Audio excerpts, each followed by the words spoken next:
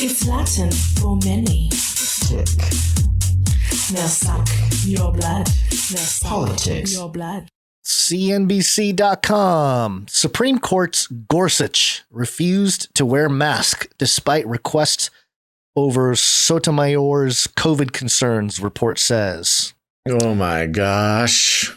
So interesting. Wow.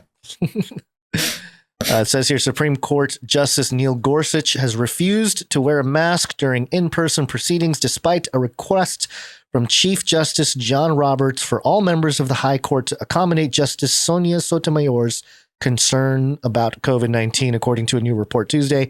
Gorsuch's continued defiance has led Sotomayor, who has diabetes and is therefore at a high risk of serious illness from COVID, to attend oral arguments remotely, according to veteran NPR Supreme Court reporter Nina Totenberg, citing court sources. When the justices returned to the courtroom last fall to hear arguments in person, Sotomayor was the only one to wear a mask. With the surge of the highly transmissible Omicron, It's called the Omicron variant in the winter, however, Sotomayor felt unsafe sitting next to unmasked people, according to NPR. You know what? It's turned this whole thing. Let me keep going. Roberts, quote, in some form, then asked the other justices to wear masks. Totenberg reported Gorsuch, one of the three justices nominated by former President Donald Trump, was the only one to refuse. What a bad person. The court did not immediately respond to CNBC's request for comments on NPR's report. All 9 justices have been vaccinated and received boosters for COVID. Gorsuch sits next to Sotomayor on the bench. He has also refused to wear a mask during the justices' weekly conferences, leading the 67-year-old Sotomayor to attend by telephone, NPR reported. Last week, Gorsuch was the only justice in the court not to wear a mask during oral arguments, while Sotomayor and Justice Stephen Breyer both appeared remotely. Breyer, at 83, the oldest member of the court, stayed out of the courtroom after a spokesperson said he received the results of a COVID test that were later determined to be a false positive. Sotomayor, one of 3 liberals on the 9-seat bench, reportedly participated remotely on Tuesday morning when the court was set to hear oral arguments in 2 cases. And then it goes into the case here. Is it just me, or is it like this is like the woke social justice model just for elderly people afraid of COVID? Yeah, I was thinking the same thing, but sort of from a different angle. Okay. Because we've talked about how over and over and over the mainstream just insists that the Supreme Court should not be a politicized organization. It's nonpartisan and da da da da da. And yet they continually refer to the conservative and the liberal judges, and sometimes even refer to their political party to which they to which they belong appeal to or affiliated with, or just belong to. And then on top of that, because this mirrors this idea that the Supreme Court is apolitical, mirrors the conversation about masks being quote unquote apolitical, right? Clearly. And yet the media is the one that consistently makes it political. I know. And so what it feels like to me is it's like a kayfabe being created, the wrestling term for the fiction of the industry, Right. We've talked about it in the past. This kayfabe kind of rears its head in many different forms, usually stemming from the media. But it's kind of a Supreme Court kayfabe, where we're like suddenly supposed to be so interested in how individuals in the Supreme Court have drama with one another. And, what is the news value of this story, CNBC? Now, of course, CNBC, which has repeatedly shown itself over and over the years, but especially in the past few episodes, to literally be reporting on nothing as if it is the most important thing that could be reported.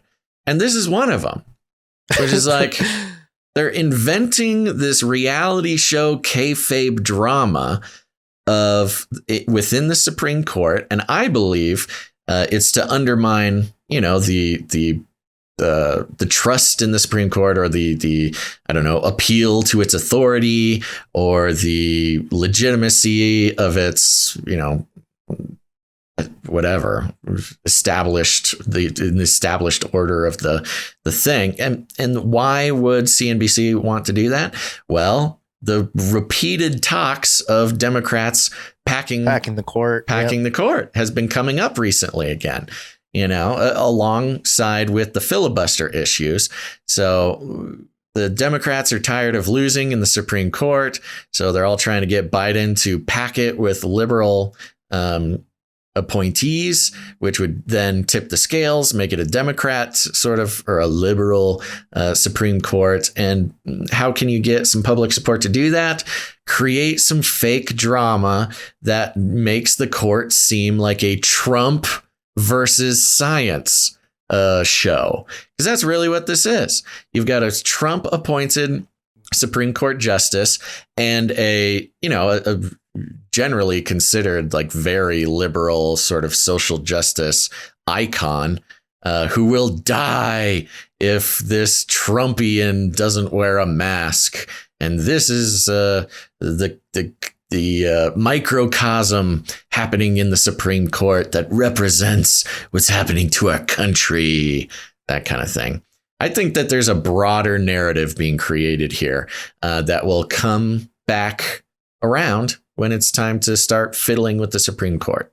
Well, let's go to Washington Post real quick, because Washington Post reported headline: Sotomayor says she did not ask Gorsuch to wear a mask on the Supreme Court bench. Exactly. I mean, that exactly is the point. You have CNBC creating news out of absolutely nothing. And why would they do that? They would do that for some sort of narrative crafting. I mean, it's CNBC.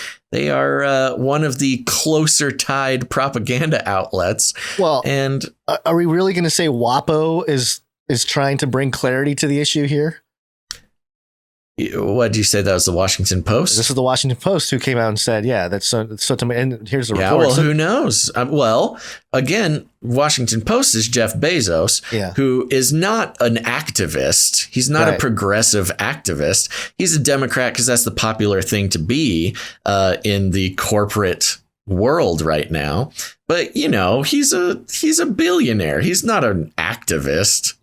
So, you know, I think he has all sorts of other things going on, and he certainly is not, you know, on the same page as CNBC.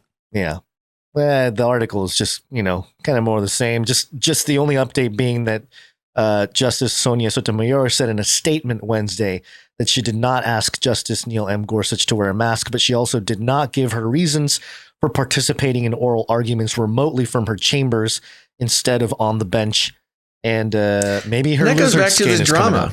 I mean, her whole drama has been going on for a week now. Yeah. Because she was doing it she was doing it remotely, and everybody thought, oh, she's sick. And she said, I'm not sick. I'm just not going in.